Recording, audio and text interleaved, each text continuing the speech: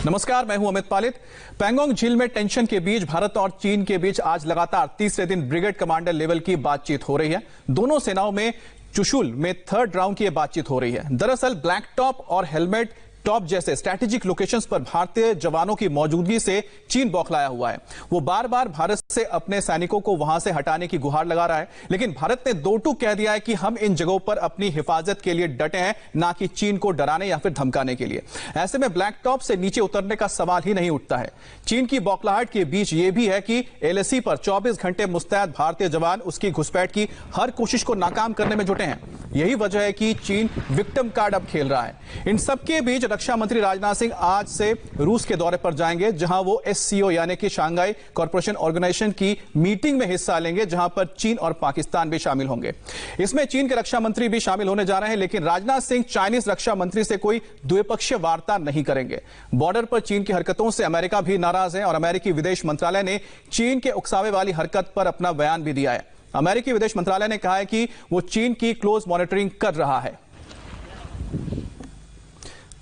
तो आपको बता दें कि आज का दिन इसलिए भी अहम है क्योंकि अब से कुछ दिन पहले यानी कि 29 और 30 तारीख की जो रात थी, उस दिन भारत ने ब्लैक टॉप, जो कि पैंगोंग लेक का साउथ बैंक हिस्सा है, वहां पर कब्जा किया था और चीन के जो वहां पर कैमरास या फिर उनके रडार्स या फिर सर्वेलेंस इक्विपमेंट लगाए गए थे, उसको हटा दिया था। उसके बाद एक बार फिर से आज कमांडर लेवल की बातचीत होने जा रही है, ब्रिगेड कमांडर लेवल की, और इसके बाद देखना होगा क्या चीन पीछे हटता है या फिर अपने अड़ियल रवैये पर बना रहता है। आपको बीते 4 दिन में चाइनीज घुसपैठ की कोशिश और उसके अंजाम के बारे में भी बताते हैं। दरअसल 29 और 30 अगस्त की रात चाइनीज आर्मी ने पैंगोंग त्सो झील के दक्षिणी हिस्से में घुसपैठ की कोशिश की थी, लेकिन भारतीय सेना के जाबाज जवानों ने पीएलए को खदेड़ दिया था। इसके बाद 31 अगस्त को चीन की सेना ने हेलमेट टॉप पर गुस्ताखी की, लेकिन भारतीय जवानों ने फिर से करारा जवाब दिया और चाइनीज चाल को नाकाम कर दिया। 1 सितंबर को पीएलए ने चुमार डेप्सांग में दबाव बनाने की कोशिश की, लेकिन भारतीय सेना की मुस्तैदी की वजह से उसे उल्टे पांव भागना पड़ा है। और हमारे साथ जुड़ गए हैं संवाददाता मनीष प्रसाद ले से। मनीष, आप बताइए कि फिलहाल क्या ताजा अपडेट है वहां पर और किस तरह की स्थिति है?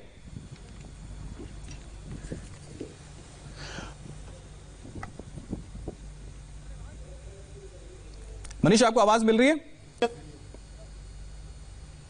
ब्रिगेड के ब्रिगेड कमांडर वहां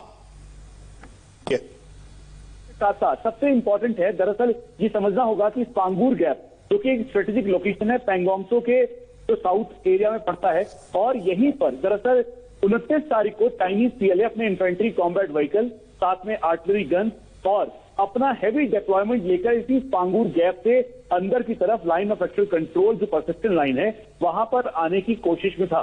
और इसी को देखते हुए भारतीय सेना ने डिफेंसिव और प्रीएम्प्टिव एक्शन करते हुए 2 मेन फीचर्स हैं। जो पांगूर गैप है उसके लेफ्ट साइड पर यानी नॉर्थ वेस्ट की तरफ है ब्लैक टॉप, उसके साथ वेस्ट की तरफ है हेलमेट टॉप और उसके साथ है त्रिशूल माउंटेन।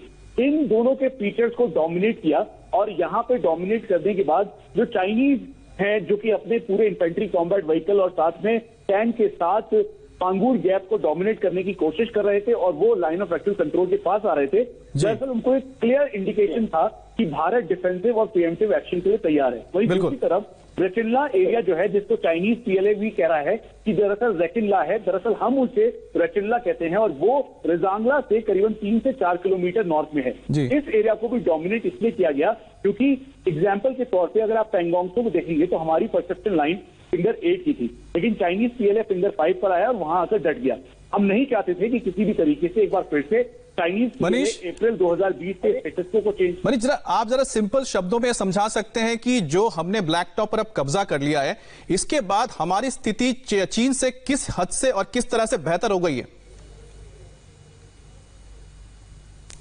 अमित, मैं आपको बिल्कुल साधारण शब्दों में समझाऊं। मैं इस समय ले से डुरबुक जाने वाला रोड है, उसी के पास हूं और ये फीचर लगभग वैसा ही मिलता जुलता है। अगर आप फीचर देख के समझेंगे तो आपको आसानी से समझ में आएगा कि दरअसल पांगूर गैप मोल्डो के बीचों बीच का एरिया है और एरिया डोमिनेशन बहुत ज्यादा जरूरी था। रेफरेंस के तौर पर पैंगोंग त्सो का फिंगर 8 जो एरिया है वहां पर चाइनीज पीएलए था और पैंगोंग त्सो के फिंगर 4 तक भारतीय सेना की तैनातगी थी जो पेट्रोलिंग करती थी। लेकिन परसेप्शन लाइन को दरकिनार करते हुए अप्रैल 2020 के स्टेटस को चीन ने यहां पर चेंज कर दिया और यही उसकी गतिविधि गलवान, गोगरा और डेप्सांग में थी। इसी से एहतियात बरतते हुए डिफेंसिव और प्रिएम्प्टिव एक्शन के तौर पर अगर आप समझे तो ये ठीक सामने जो माउंटेन्स दिखाई दे रहे हैं, जो आपको स्पेयर और गैप दिखाई दे रहा है, तो समझ लीजिए कि अगर ये स्पांगुर गैप है उसके नॉर्थ वेस्ट में जो ब्लैक टॉप है यानी जो टॉप हिल है वहां पर भारतीय सेना का डोमिनेशन है। वहीं दूसरी तरफ अगर इसे स्पांगुर गैप के रेफरेंस के तौर पे समझें तो इसके वेस्ट साइड पर जो है हेलमेट टॉप है और साथ में त्रिशूल, जिसके नाम पर त्रिशूल डिवीजन का नाम पड़ा। तो इसीलिए इस एरिया को डोमिनेट करना जरूरी था और यहां पर डोमिनेट करते हुए जो चाइनीज पीएलए का ये जो मेन एक्सेस पॉइंट है उसको हमने रोका।